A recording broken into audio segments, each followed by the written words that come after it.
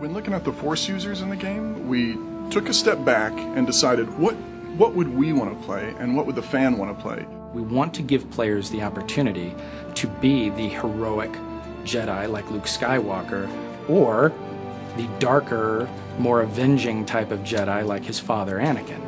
And that's a lot of fun, actually, to create those types of moral choices in the game where players are allowed to express themselves in those terms. The reality is there are so many different types of Jedi. Jedi are not all alike.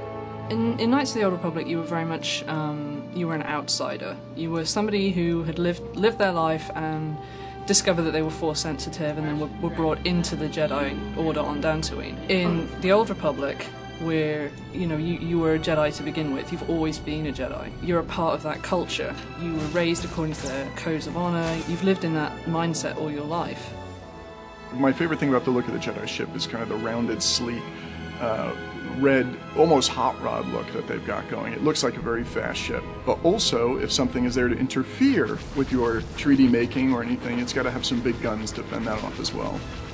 We felt it was really important that every Jedi in the game has a lightsaber and wields it. You actually see the blades making contact, you see the sparks flying, you get that Star Wars feel of the lightsabers clashing.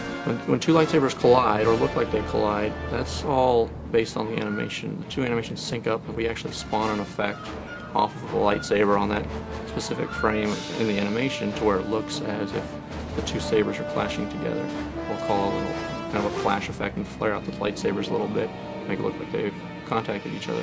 Their lightsabers are more rounded and oddly enough more low-tech, kind of more the 70s Star Warsy look, which we had a lot of fun incorporating into the look throughout.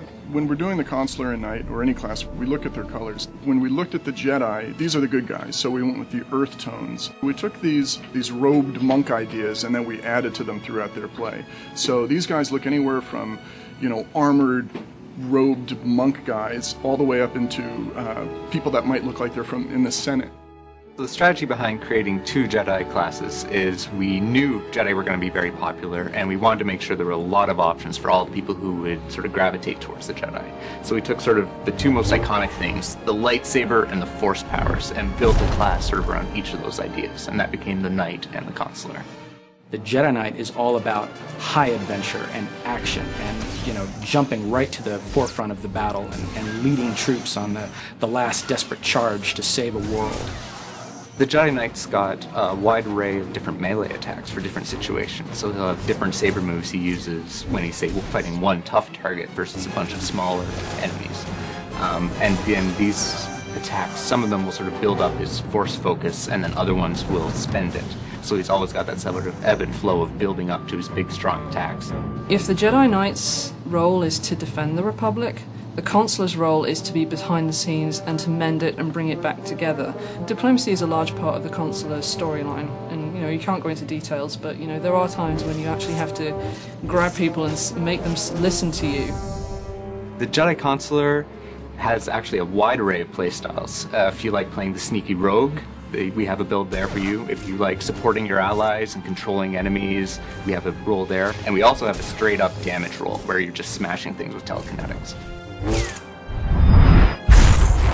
We've actually also built it so that if you do go down the healing route, your companion becomes more powerful as you level up as a healer. I like to have us think of as their powers as being kind of like a clean or focused energy, whereas their effects are going to be kind of like the cooler tones, kind of the greens and blues, and also pretty symmetrical.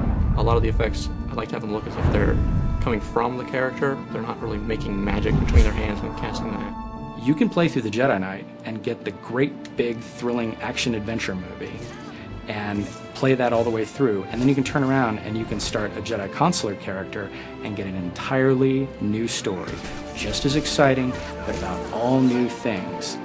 If you want to get sort of the complete Jedi experience from Tor, you'd need to go through sort of both classes and experience different pieces of the puzzle. If you've been playing through sort of classes on the same side and then go through and replay them again, you'll do it with a much greater understanding.